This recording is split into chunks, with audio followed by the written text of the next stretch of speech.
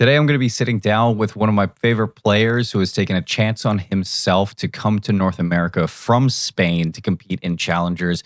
He's been to the CDL, competing under the Miami Heretics on and off. And I think that just seeing his story grow has always continued to make me believe in his efforts in competing in Call of Duty. I got Erikboom joining me, the MW2 Texas Open champion, alongside Team Notorious, playing underneath 5 Fears heading into Major 1. And I couldn't be more excited to talk to him. Today, I'm going to be joined by Erikboom, playing in North America this year after playing all Black Ops 6 in Europe. Eric, how you doing today? Doing good, doing good. Appreciate you for having me here. Yeah, and with these interviews, I like to kind of start things off with getting to know the players a little bit more, and I think a lot of people enjoy getting to know, how you got into Call of Duty originally. Like, where did all this journey start? Um, well, it all started with my dad. He started playing on the PC like back in Modern Warfare, like Call of Duty 4. He was playing on the PC, and then when I was that little, I was just pressing like the knife key on the keyboard, and then I started playing like right next to my dad with the PC. So I technically come from PC, and then I switched the controller when I tried it first with one of my friends back in the day, and then is when for Christmas like I asked for the PlayStation 3, and is when I started playing like Advanced Warfare and and all that stuff. So your first like controller Call of Duty was Advanced Warfare. Are you a jetpacker? Are you an enjoyer of the jetpack era? Oh, I love jetpacks. Like I started like on Advanced Warfare, then I played Infinite Warfare, then I played Black Ops 3. Like the first 3 games that I actually like played, it was literally all jetpacks. And then is when it changed to, if I'm not wrong, World War II, something like that. And Yep. it was literally completely the opposite. So like the opposite. So yeah, it was kind of fun. Like I don't know and then I loved World War II. Like it's probably one of my favorite games as well. So I could say I prefer more boots on the ground, but I do enjoy jetpacks as well. Yeah, I actually went back and I was watching some old CWL World War II, Yeah. and that game is so underrated. Like, It's people so gave that game underrated. I so loved much it. hate. I loved it. I every single time I hear a headshot from the STG, you Yeah. hear the PPSH The getting shot. Just PPSH, yeah. It's just everything about so that game. yeah. It's like Um, well, sorry, you go. no, I was gonna say like it's so how's it called? Like it gives you like pleasure, like oh hearing the shots and everything is like insane. Like it's so good. I would, I would go back even if it was just playing Gustav Cannon one more time. Gustav Cannon, yeah. um, no, that's really cool because you're the first player that I get to interview actually from the European region.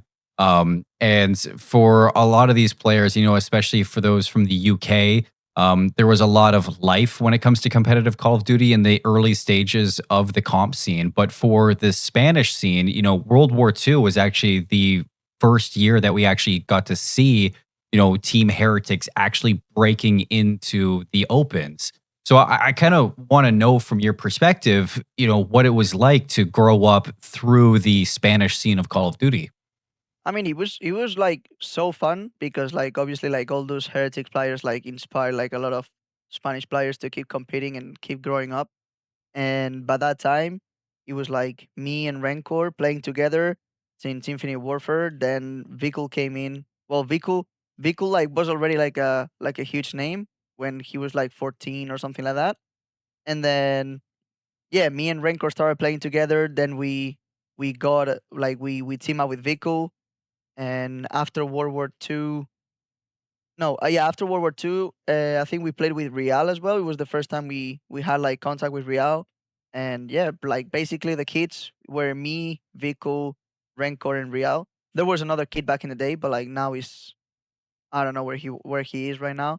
But he used to be pretty good as well. But you guys, no one knows him because he's still competing like on Black Ops 4, and we were all under 18, so no one knows him. So basically, the kids' generation was Bikul, Rancor, me, and Bikul. So yeah. And all of you had your time to join into the CDL at some point, which is like, it's super cool to see like that you grow up with everybody and you all get to see you have your moments. Yeah, well, I mean, Viku has been in the league. Like he was the first one of the kids to be in the league on Florida Mutineers. Then it was me, but like I didn't really spend a lot of time in the league. It was not a great. No, I don't know. I don't have like good memories. Like that's why I'm doing this right now, trying to get my shot back and actually show what I'm capable of. And then also Real and Rancor now they're frying. They're playing pretty good in the league. So pretty happy for my friends. Just trying to get back there. Yeah, and we will talk about that in a couple questions too. But for yourself, what was like the start of joining challengers like through just competing at a high level for you? So the first time, well, I was playing every under 18 and every under 18 like stuff, like winning almost everything in Spain, like everything we could have played, like basically winning everything. And then the first time that I actually started competing against the best in Europe was in Cold War, and the team was Methods, Yako, Super, and me. And we placed top 24 the first cup, and I was like, holy, am I not meant for this? Like I was actually questioning myself because like coming from winning everything to just not even like I'm saying get close to the top, it made me think like, oh, am I not meant for this? But well, just keep my head down. We just keep grinding. I kept grinding, kept getting better, and yeah, I mean until now. And even with all of that growth, you then grew through every single title that you competed in, and you went to the Texas Open in Modern Warfare 2, and you were one of the first European teams to win an international Challengers Open event. How was that? I mean that was great. That was one of my best memories throughout all my career. Like actually winning my first major, and alongside one of my Spanish friends like Meadows, and also Chill like Wiman and Maple Jack. And it was pretty fun because like I love that team. Like the vibes were insanely good. We were all really good, like friends to each other, and that feeling is great. Like winning a major for the first time, and yeah, it was like it's probably like one of my best memories throughout my whole career. I actually remember like so vividly like watching that and how cool that grind was. It was probably one of my favorite tournaments to watch through challengers. A lot of fun to see you guys do that. And honestly, a lot of respect for you guys to do that too, because it was technically a very historic moment. Yeah, it was great. It Um, was great, and also in the optic on the optic major, and we went all the front of the stage with all the optic people, like the green wall and everything. Well, it was pretty fun. It was actually it was actually insane. It was a great memory. I do kind of want to ask though about your time with the Heretics, because you did get to join Miami and an all Spanish organization. You get to represent not just Miami as a city, but all of Spain um, in a league where we don't really have representation from a lot of different regions right now. So that moment obviously is very cool for you, but you said that you don't really have a lot of good memories from that moment. Is there anything that really stood out to you that, you kind of took a step back and you're like, I wish I could have done this more? I don't know, like basically, like I mean, I don't have really good memories just because of how the year went. I mean, I had a lot of fun. I had a lot of laughs. Like the journey was way easier just because I was like literally with my friends, like all the Spanish, like we were all there, we are all close, and everything was like living the dream. But obviously, like at the same time, things weren't going well my way. Um, and obviously, what I want to do the most is just stay as much as I can in the league. Obviously, like I know I'm capable of, and I know I will. Just the only problem is like things didn't go my way that year. Um, I don't know, like I don't know. I could say like the mentalities were not like really well when I joined the team. I'm not saying like oh yeah we were not. I don't know. We like things were not going well, and then everybody was like not mentally at his best, and everything was like putting more rocks in our back, and he was like taking us more and more time to get out of the like that dark spot where we were. And Real joined, Journey Journey left. Well, yeah, he left, and they we did trials, and they they wanted to play with Real and Vico as a subs. So I stepped back on the sub spot, and everything got better. So Mhm. I was happy, but at the same time, obviously, I would like to. I mean, I look after myself, and I'm saying like, yeah, I'm happy for them, but at the same time, I would also love to be there as well, living that moment. You know what I'm saying? So I don't Yeah, know. no, It's kind of of like course. for me, like probably for everybody else, they had like a decent year. Like it was their first year in the league, and for everybody else, probably was like not as bad as mine. But like if you put yourself in my position, like I've literally like spent the whole year, like basically the whole year as a sub, like only played one stage, and it's whatever. Like I can't really say much about it. Well, you push through all of that, and throughout the Black Ops 6 season, went from playing in North America in MW3 to playing in Europe with Team Notorious. You guys were fully successful in just dominating the European scene. I would say it was a great year for you guys. Um, Coming to champs, though, I think the one thing that everybody was surprised at was the fall towards champs for your team, and in the fact that you guys didn't probably get the placing that you want. Um, was there something kind of you remember about champs that just didn't go your way? How'd you know what happened? So we were kind of like a Neslo team. Like our hardpoints were not the best. Our S&Ds and controls were really really good because we had like two controls really mastered, and then one of them was 50-50. So that's the map that we used to ban. So we were playing two our best controls every time. S&Ds we didn't care about the map because we were literally like godlike on S&D. We weren't really good at hardpoint, and we go to champs, we win every single hardpoint, and we can win an S&D. So it's just like we lost every S&D round 11, if I'm not wrong. So it was painful. Again, it was heartbreaking because we loved the team. We had a great season, and that happens in champs, and everybody's looking at champs because, like, obviously, it's the biggest tournament in in the year. And then we broke. Like, I don't know, we choked. We didn't play good the S&Ds, and then we didn't even get through through the through groups, and that's the way everybody looks at us. Like we just It's like the last tournament that we did, and if we choke, and nobody cares about. Oh, we won to elite, we won multiple cups, we won a major. Apparently, no one cares about that. Everybody cares about champs, and we didn't we didn't play good at champs. So long day for our season.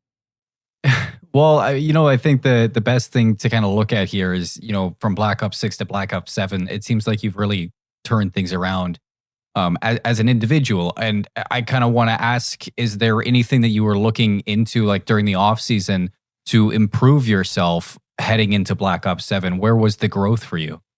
Um, Basically, literally believe in myself. Like I literally like already showed to everybody what I can do. Like Black Ops 6 was literally probably my most successful year since I started competing, and I dropped numbers. I was on top like of the ladder of the stats. Everybody looks at stats. I don't really care about stats. I care about winning. But like I was also winning while dropping numbers. So I thought I was feeling great, confident, and coming now to Black Ops 7, I'm trying to do the same thing. Being confident on myself, believing in myself, and just keep being successful. Yeah, and not only that, but you're also playing back in North America for challengers this year. So it's kind of into the region that you were playing with back in MW3, successful year in Europe. Um, you had a little bit of an issue at the start of the year finding a roster. There's a little bit of drama for sure. We don't really need to get into that too much, but you found yourself on 5 fears within the elite. And I gotta say that the turnaround for that team when you joined, it's incredible to see. What clicked for you guys going into the elite? Um, well, basically, we worked so hard. We were putting a lot of effort, like trying to get better every day, trying to improve every single mistake that we were doing, not overthinking stuff because that makes it even worse. But like just looking at how we want to play things, how we want to break, how we want to hold, um, everything, like every single detail. Overload, I feel like we're one of the best teams in challengers and overload. I feel like we're really, really good. Uh, S&D as well. Like unfortunately, we play like probably one of the best, like two of the best teams in S&D right now, and things weren't go like were not. I mean, didn't go our way. Um, we lost by small mistakes again, clutching up 1v1, 2v2s, and that's pretty situational. You can't really practice it. Like it's just reps, reps, and more reps. Um, Otherwise, like hard points and overloads is actually like watching VOD, putting effort like also outside of the game. But like S&D just comes to reps, reps, and just keep getting better. So yeah, we actually clicked. KB is a really like talented guy. Brian is really good in S&D. Like we actually like play out like a really good duo. And then Dill is actually insane. He's really talented. Um, I don't think what happened to him on Carolina also describes the way he is. He's actually like a talented and a great player. So yeah, we're just a group of great players and great people. So that makes it even better. Yeah, it's funny that you kind of say that, or we were talking about it beforehand. Um, the fact that for 5 years within the elite, you guys were like so good at search and destroy, and then you just couldn't clutch up a search and destroy towards the end of the leads. Almost the same thing that happened with Team Notorious back at Champs. It's really weird how those kind of things work. But with the major coming up around the corner, what kind of stuff are you guys looking at here? I mean, I obviously don't want you guys to like divulge stats or strats or anything going into a major, but what are some individual stuff you're looking at to really change to get some eyes on you from some CDL teams? Um, Basically just like I don't know, like looking at some post plan like setups, making sure like everybody has everything, not tweaking about they could be pinching. They so just basically talking about post plan setups, some new plays. Um, just keep grinding S&D as well. Just keep playing, getting reps, getting more reps, and playing more situational like 2v2s or 1v1 situations. So you know how to play them like the next time or when it matters the most. We're pretty confident towards the event. Like it's not like oh we placed top six and we're feeling like we don't feel great or we don't feel like we could win everything. I have a really good like I have a lot of faith on this team. I believe in them, and I truly believe we're gonna do like a great show on Major One if everything goes well. Like like on the S&Ds, like if we actually play good the S&Ds as we know, I feel like we can have a like, very good run and win it. Like easily win it. Like I'm not saying like we cannot win it like at all. We can win. We can beat every single team. There's not a team that is now like ahead of anybody. Like yeah, P7 looks good. Like I can like P7. Like Wake's team like looks pretty good, but I don't feel like they are like ways ahead of everybody. Like I feel like everybody's on kind of on the same level, and it just comes to like small situations to clutch up or like some rounds on S&D or anything to like small details. Everything comes down Yeah. to small details right now. And I think that it really shows through the elite, even through the cups. I mean, with all the new talent that's kind of flooding in, and all of the players that have kind of dropped down from the CDL into challengers, it's so competitive this year, and it really shows. So I agree with you wholeheartedly. I mean, with Major One, I'm sure there's going to be some talks after about players getting looked at for the league. I want to know from kind of your perspective as an individual, where you think that you shine the most in terms of where you can add to a system for a CDL team? I think my S&D is really good in general. Like I haven't like for example the last two games, I don't know, things were not going my way. But like this is also how S&D works. Like I can literally just bait for someone and he gets my trade, but at the end of the day on the scoreboard it says that I ended up like 3-7 or 2-9, but maybe six of those deaths is just like trading a life for a life and just let my teammates clutch like a 3v3 situation. So I know S&D can go this way or literally I can run around the map and then get 3Ps all over like it happened on the play like on the elite groups and just end like 12 and 3 or 15 and 5, whatever, you know what I'm saying? Like kills could go your Mhm. way or kills could not go your way, but at the same time, it's like a team game mode. You want to work with your teammate, and if you are the first, you just go first and ape anything with your teammate. And if your teammate gets the trade, that's the most important thing. Mhm. So I'm Yeah, and also I also right. think like I bring like a lot of like vibes to the team. Like I'm actually like a vibey guy. I'm a positive person. I'm not like negative at all. Like I'm actually like pretty positive. Um this year I've actually been playing like more aggressive. Like the last year I was like most of the time in the hill. Like I had literally most heal time than anybody else. But that's bad. That's a bad thing as well because sometimes you are the one that need to like push through and put pressure on the map. So coming towards this year, I'm actually changing that. Like I'm actually like putting more pressure, bumping off the hill when I have to, and I think it's showing as well the pace that I'm putting on the map. Feel like I'm doing pretty good on in terms of stats. I'm playing pretty good, so I don't know, just basically like I would call myself like an like a really good player in S&D. Like I think that's my best game mode in my opinion. I would agree. I'd agree with all of that for Hmm. sure. Especially the pace that you're putting in challengers right now. I definitely can see the level up that you're bringing Hmm. in terms of that. So, for the rest of the season, though, is there anything that you kind of have in your brain that is like, these are my goals, and if I can do them, if I can do this, it's a successful year for me?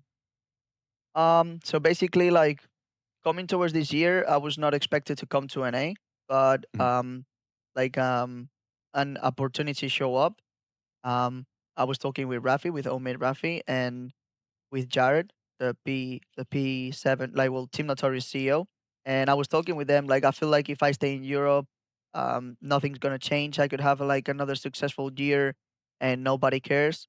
So I feel like the best thing that I can move, the best move that I can do is like coming to an A, and try to do the same thing, like being successful here to get closer to get back in the league. So I spent like a lot of money to for my visa, and thanks to Omid as well, I'm here because my visa is under Omid. Um, but yeah, like basically, like I thought the best move that I could do was coming to America, being successful here, and thanks to I mean also now that I have a visa, like it's pretty easy for me to get like it is way easier for me to get picked up to the league. You know what I'm saying?